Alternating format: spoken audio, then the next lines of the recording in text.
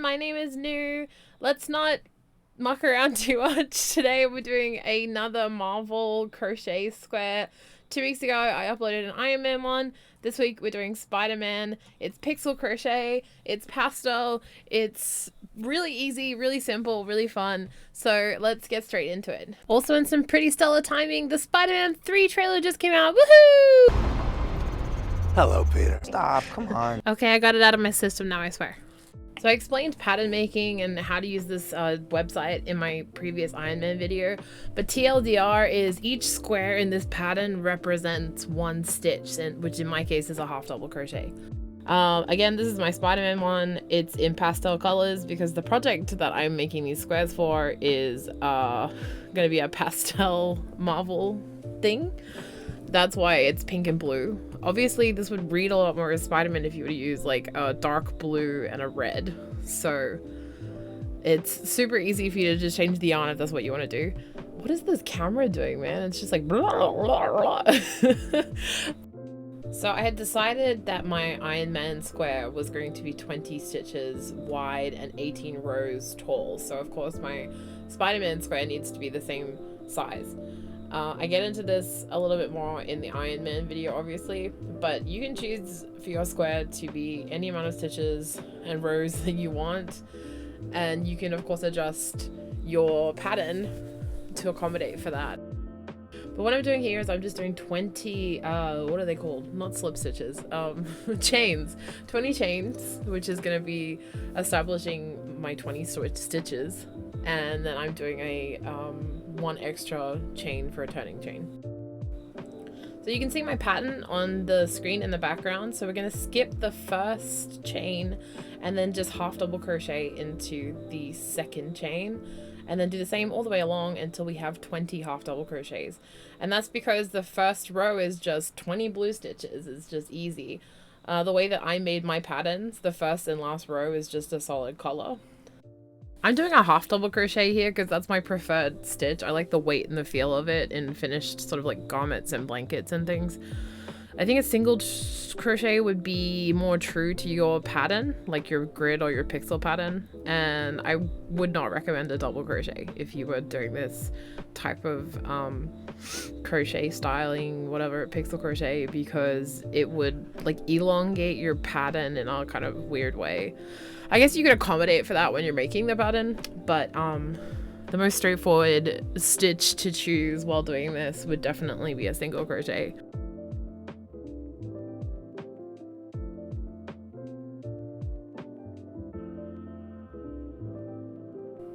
Moving on to the second row, we're already getting into some color changing.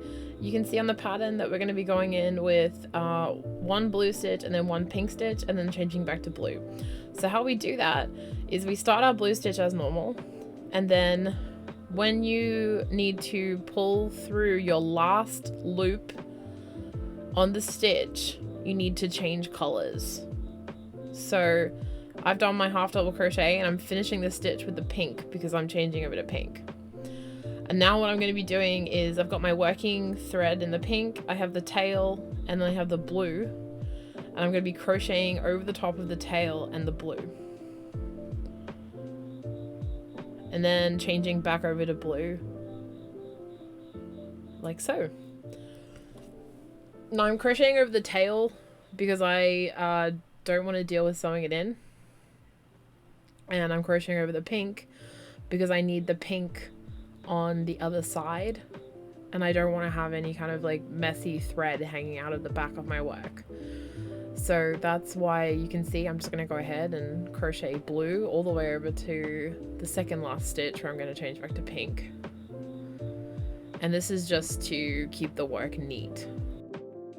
It also puts like a shoot of pink or blue into the other stitches, which I quite like the look of. It makes it look more kind of interesting visually to me to see like little hints of the yarn hidden underneath. And it also makes your square like thicker because you've got like an extra kind of set of yarn or like strand of yarn inside your stitches.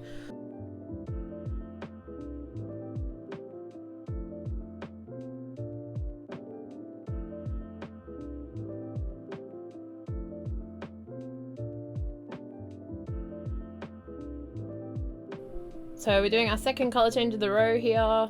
I've mistakenly finished the stitch in blue, which I should not have done.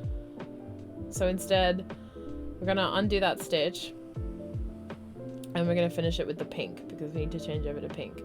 So you can see yarn over in blue, go through, pull through blue, and then yarn over in pink because we're finishing the stitch in pink. And that just prevents the stitch from being like, the next stitch from being like half blue, half pink.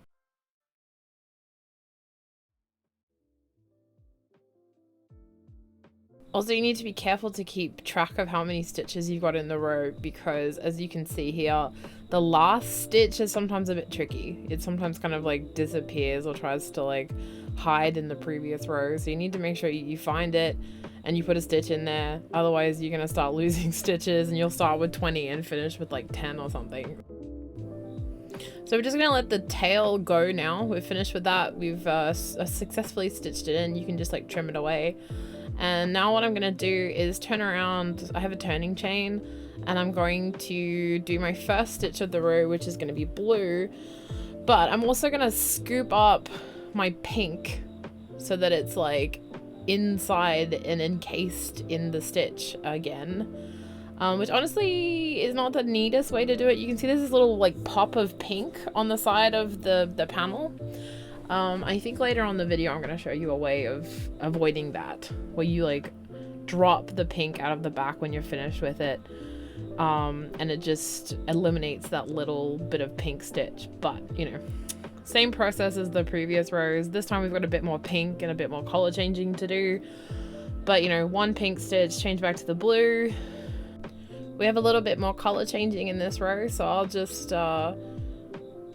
let you have a look at that. Hopefully it makes more and more sense the more you see me doing it on screen.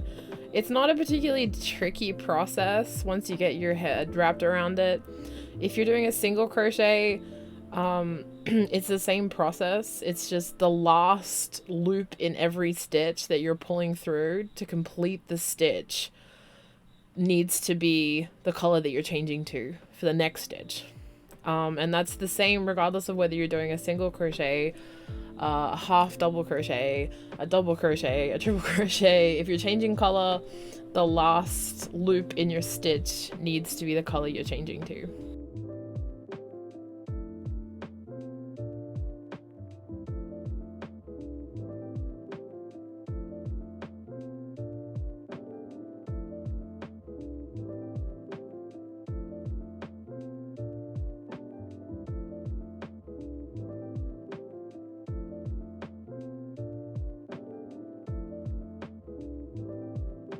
Okay, so I spoke about the little strand of pink on the side, and the way that you can not do that is to, at this point here, we've got one more stitch of blue, right? So I'm gonna drop the pink out of what I know is the back side of my work, and then just continue and finish the last stitch without crocheting over the top of the pink.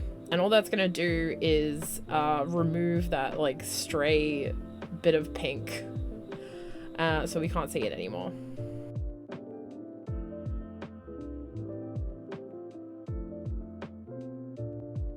So you can see I'm showing you this is a completed spider square, and this is when I was not dropping the pink and I was just like carrying it up the side, and it was just putting little dabs of pink, which honestly it's not a big deal, especially if you're like sewing this square into a bigger piece. It's not like a huge deal. It's just if it's something that bothers you, you can eliminate that by dropping the pink out the back, doing your first blue stitch, and then picking your pink up from the back again, as you can see I'm doing here. So it's just like an easy way to eliminate that tiny little, you know, variant. And then we just finish following the pattern up, and there's not much more to it. It's the same technique, just working one row at a time. Nice and easy, kind of relaxing once you get the hang of it, and very effective, I think. Honestly, the reason I like this method so much is because I think it's a really approachable way for people to design their own crochet without it getting like too crazy complicated and doing insane stitches and yada yada yada. Like, this is just one stitch and knowing how to chain and knowing how to change colors. That's just, you know, 3 things that you need to know how to do as a crocheter, and you can come up with some really unique, amazing designs just with a bit of creativity and some clicking around on the computer to like design something. Like, I'm watching YouTube videos, that's how I learned how to crochet. If all the terms that I'm using in this video make 0 sense to you and you are really keen on trying out crochet, then I really highly recommend checking out 2 YouTube channels. One of them is Hooked by Robin and the other one is The Crochet Crowd. And both of them are really great resources and really patient and informative. So anyway, here's some footage of me doing color changes to some peaceful music. Enjoy.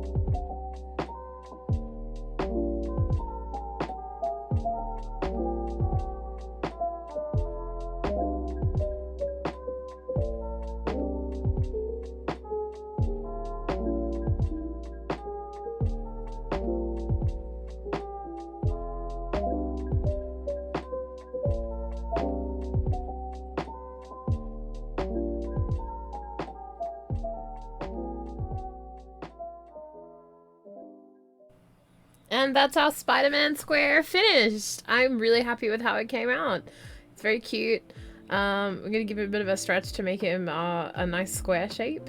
And you can see here what I was talking about earlier, that when you crochet over the top of different colors, sometimes, especially if you don't pull it taut enough, it really pops out. And I like the way that looks, but you can shove it back in there or pull it through tighter so that it's not visible. I just think it adds like a visual interest to have little pops of the alternate color kind of coming through. So I like it, but it's definitely preventable if you do not enjoy that. So to finish off the square, your best option is a darning needle. You should be sewing in like the beginning and the end of each strand. I feel pretty good about cutting off this pink one down the bottom because I like crocheted over the top of it for a whole row, so I'm like pretty confident that it's in there. But all of the other strands, I would definitely say you should sew it in like back and forth 3 times and then snip off the excess, just because that way it probably won't pop out and start looking messy in your final product. I gotta tell you, the project that I'm working on, like my super secret crochet marble project, it involves like 50 of these squares, and I'm leaving the sewing it in for the end, and I'm really not looking forward to it because it's definitely my least favorite part about crochet. It's so tedious. Oh. I really hope that as I make more crochet videos, I'm becoming more kind of clear and concise in explaining what I'm doing. For some reason, I find crochet, like explaining what I'm doing, kind of tricky. It's a lot harder for me than my like other videos on the channel. So if there's anything I can do to make this experience for crocheters more simple or more understandable, please let me know in the comments. But yeah, other than that, we're finished for today. Thank you so much for watching to the end if you're still here, and I hope you have a fantastic week. Bye bye now.